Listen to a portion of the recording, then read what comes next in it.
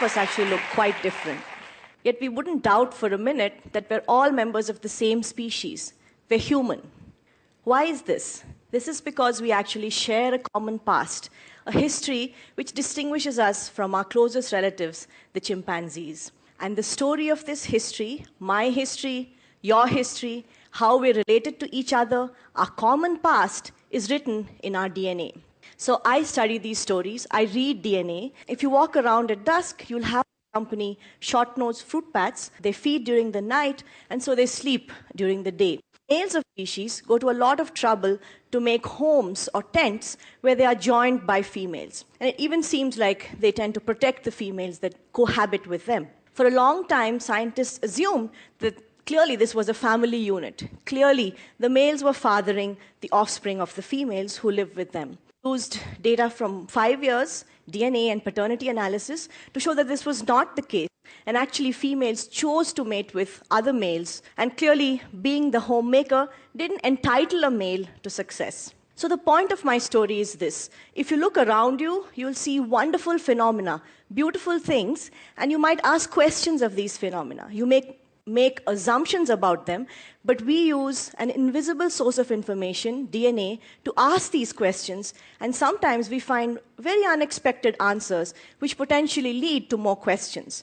Like the questions that faced my friend and colleague Anindya Sinha, when in 2005 he saw this beautiful monkey high up in the mountains in Arunachal Pradesh. Now this monkey, like close by neighbor, the Assamese macaque, it looked a lot more like the Tibetan macaque, but this guy lives all the way far off in China. We tried to investigate this using DNA, and we found that this monkey was related neither to the Tibetan nor the Assamese macaque, but to the much further away southern bonnet macaque. This showed us that our knowledge of diversity in the Northeast, for example, a remote location, is actually really poor. As we continue to investigate these monkeys, we find that being in this mountainous landscape of Arunachal Pradesh potentially isolates populations, making them quite different from each other. Now, how do we actually get this information? How do we get DNA? Just before I started my job at the NCBS in Bangalore, I saw a study on global genetic variation in tigers, and this study had pretty curious results. It suggested that Indian tigers don't actually have a lot of genetic variation to speak of. Now, this was a little surprising, given that 60% of the world's tigers actually live in the Indian subcontinent.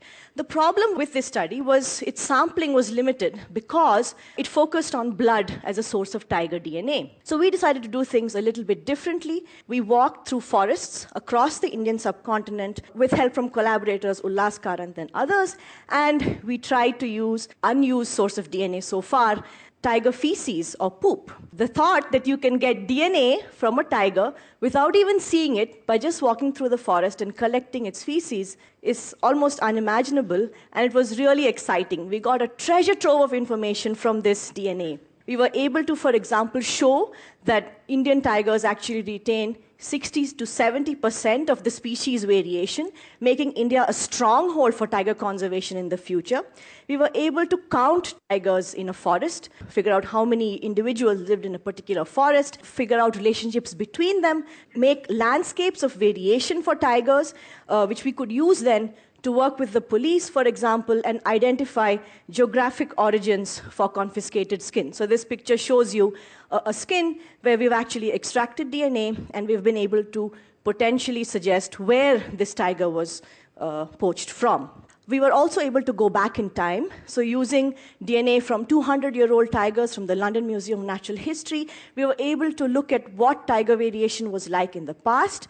And our results showed that tigers today have become more disconnected, less together than they were in the past. And this was worrying. So we asked, are tigers still moving around today? Are they able to get from one park to the other? When we looked at this, we found that we still see through genetics hints that tigers are dispersing up to distances of 500 kilometers between parks even today. While all this is very fascinating, how relevant is it? Well, this picture shows night lights, and it basically shows urbanization.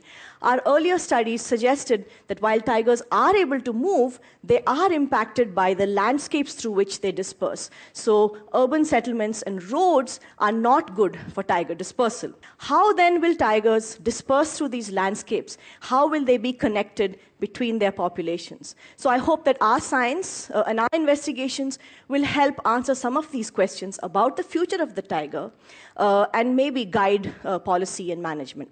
But the tiger is only one species that lives in the Indian subcontinent, and our experience with the Munzala, the monkey from Arunachal, made us curious about the other species that live here. And so what we did was we generated a map of biodiversity for mammals across the Indian subcontinent. And you can see here that basically, so red is high diversity, or many species. Two things, actually. One, the Northeast is kind of blazing with diversity, this comet of diversity shooting through the Himalayas. And the rest of India seems pretty dead, not much happening in terms of diversity. Why is this? Is this again something to do with India's past? India has a really interesting geological past, and you can see there this movie where India breaks off from Madagascar, Africa, sails through the ocean on the longest journey of any landmass to bang against Asia, creating the Himalayas. While this was happening, there's a lot of interesting things happening biologically. Dinosaurs went extinct, and mammals radiated across the world. So it's the fact that we have not very high biodiversity in India for mammals, because what we have is simply what has trickled in from the sides after India arrived at Asia. So these are some of the questions we're trying to investigate now with genetics. We're trying to understand the creation, the assembly of India's biodiversity. And again, the reason this is relevant, I think, is because the heart of our diversity, the Northeast, is under threat. And a picture of a boy whom we encountered while doing fieldwork. There is a lot of hunting in these areas. This picture shows you a bat harvest, which happened just a few weeks ago in Nagaland. On the right are basically dead bats.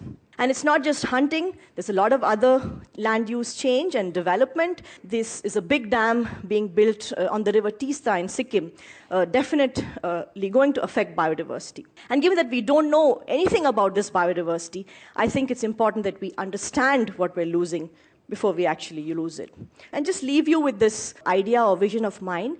I believe that understanding the past through DNA, this invisible medium, will give us some insight on potentially how we can move towards the future and maybe save a part of it. Thank you.